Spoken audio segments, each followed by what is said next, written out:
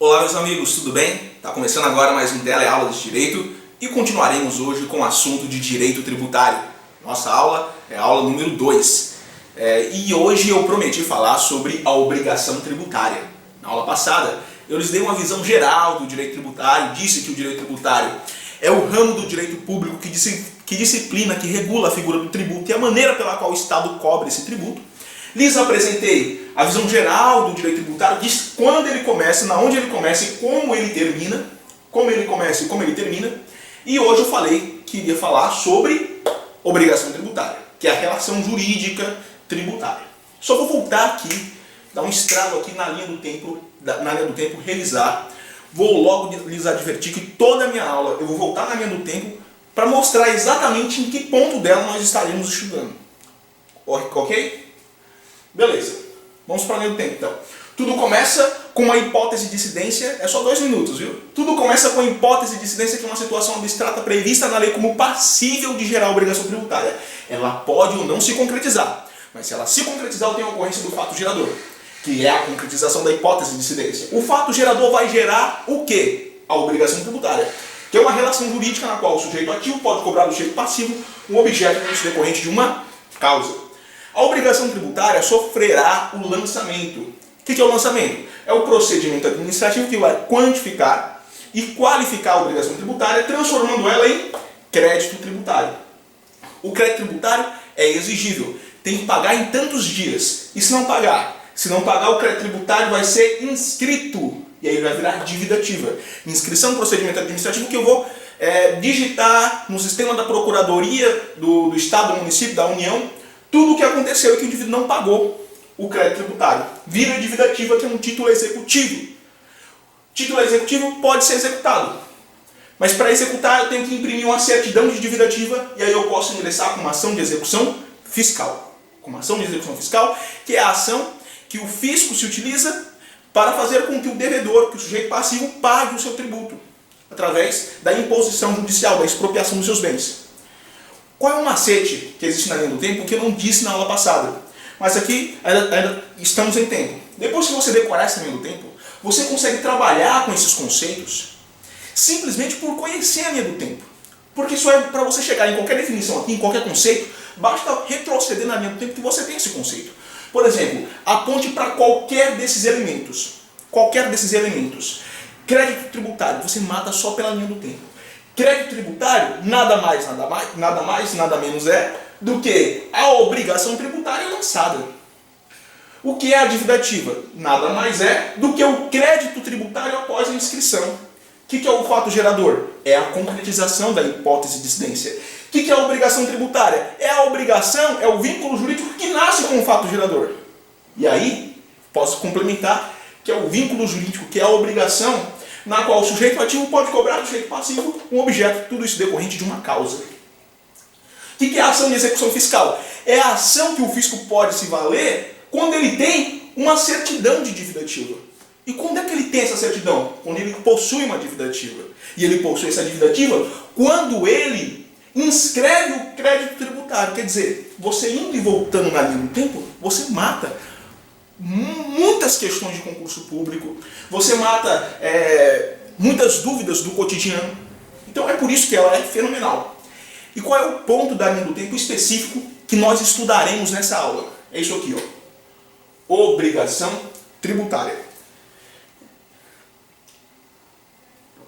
Que é esse vínculo jurídico no qual o sujeito ativo pode cobrar do sujeito passivo um objeto, tudo isso decorrente de uma causa.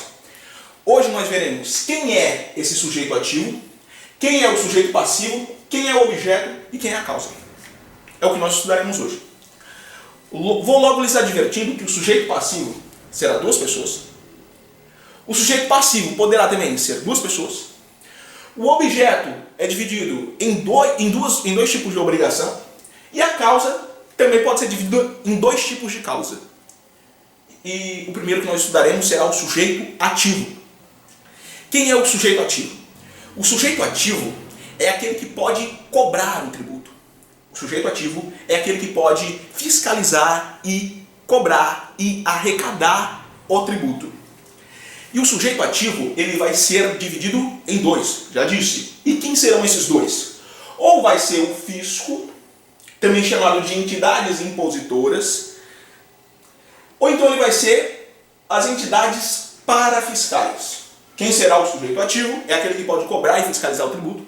Ele será o fisco ou a entidade parafiscal.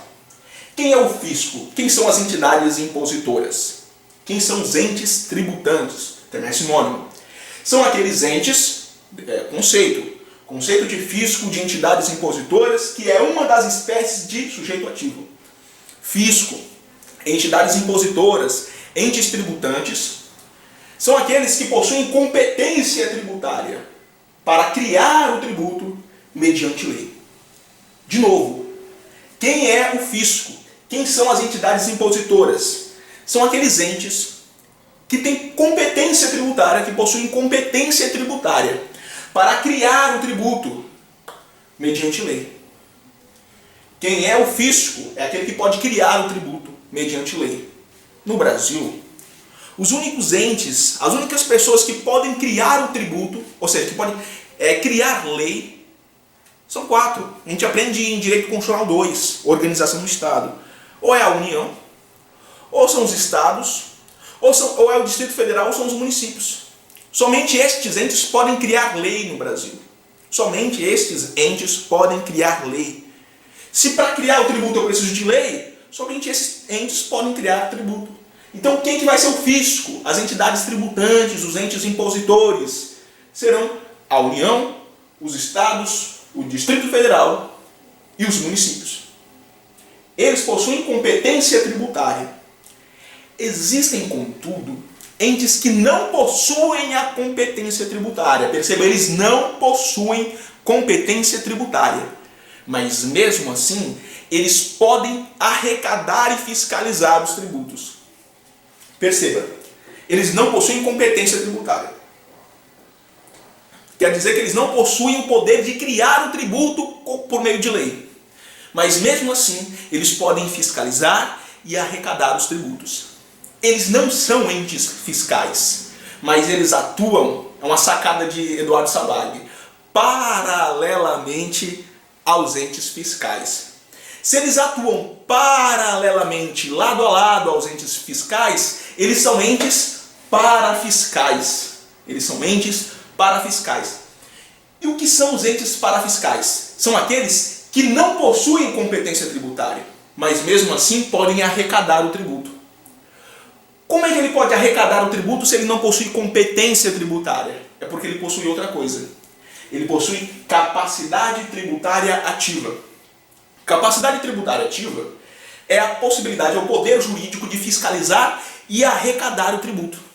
Então, os entes parafiscais, eles não possuem o poder de criar o tributo, mas eles possuem o poder de arrecadar e de fiscalizar esses tributos. Portanto, são entes parafiscais, atuam paralelamente aos entes tributantes, aos entes fiscais. Possuem capacidade tributária ativa. Beleza. Eu vou dar um exemplo de ente parafiscal. O CREA, o CRC, que é o Conselho Regional de Contabilidade, o CRM, Conselho Regional de Medicina, entidades de classe. Estas entidades de classe, elas arrecadam a sua anuidade. Esta anuidade arrecadada por estas entidades de classe, elas possuem natureza tributária. Tecnicamente falando, essas anuidades elas são contribuições de categoria profissional econômica. Criadas por quem? Pela União, que é o ente fiscal. A União cria essas anuidades, que são contribuições. É a União que cria essas anuidades. Mas a União não cobra. Quem cobra? O CRC, o CRM, o CREA. Eles que cobram. Mas eles podem criar? Não. Eles só podem arrecadar e fiscalizar. Portanto, possuem competência tributária ativa. É o poder jurídico de arrecadar e de fiscalizar esses tributos. Poder jurídico de arrecadar e de fiscalizar estes tributos. Competência tributária é a capacidade ou poder jurídico de criar o tributo mediante lei. Quem possui? Os entes tributantes, as entidades fiscais, União, Distrito Federal, municípios e estados. Existem outros entes, entretanto, que não podem criar o tributo, mas podem arrecadar e fiscalizar o tributo. Quem são eles? São aqueles que atuam paralelamente aos entes fiscais, são os entes parafiscais. Eles podem arrecadar os tributos, mas não podem criá-los, não poderá criá-los. Então, existe uma diferença muito grande entre competência tributária e capacidade tributária ativa. Competência tributária é o poder de criar o tributo mediante lei.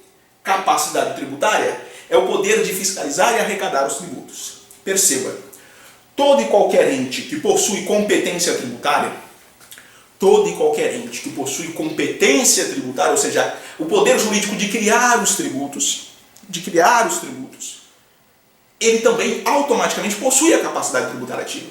Eles podem arrecadar esses tributos. Mas nem todos os entes que possuem a capacidade tributária ativa também possuirão a competência, porque pode se tratar de entes parafiscais.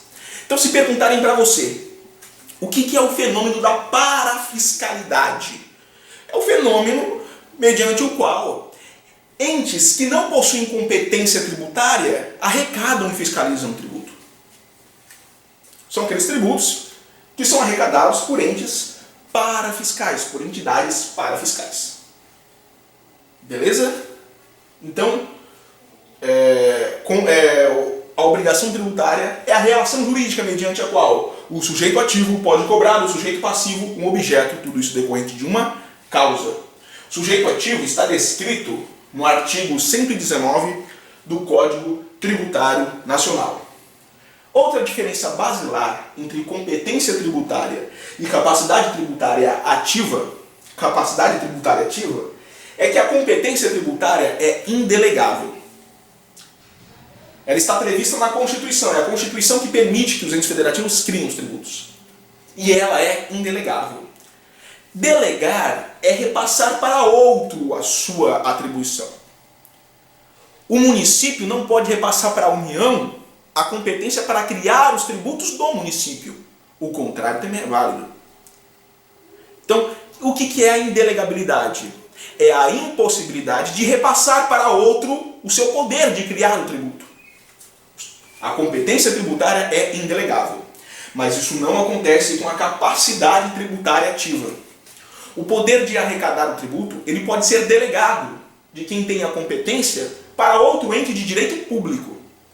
Um exemplo, e aqui nós podemos citar um exemplo da própria Constituição, é o artigo 153, parágrafo 4º, inciso 3 da Constituição Federal, que permite que a União delegue um tributo de sua competência para os municípios. De qual tributo nós estamos falando? O ITR, o Imposto Territorial Rural. O Imposto sobre Propriedades Territoriais Rurais. Este é um imposto criado de competência da União. A União pode ou não instituir esse tributo, esse imposto. Mas ela possui competência tributária, poder jurídico de instituir, de criar o tributo mediante lei, mas a Constituição permite que ela celebre convênios com os municípios para que os municípios que estão mais próximos da propriedade cobrem e arrecadem esses tributos. Nessa hipótese, por sinal, o município ficará com a totalidade da arrecadação. Então, capacidade tributária, poder de fiscalizar e arrecadar, é delegável. Competência é indelegável. Vimos que sujeito ativo é tanto o fisco como a entidade parafiscal. Vamos agora estudar o sujeito passivo.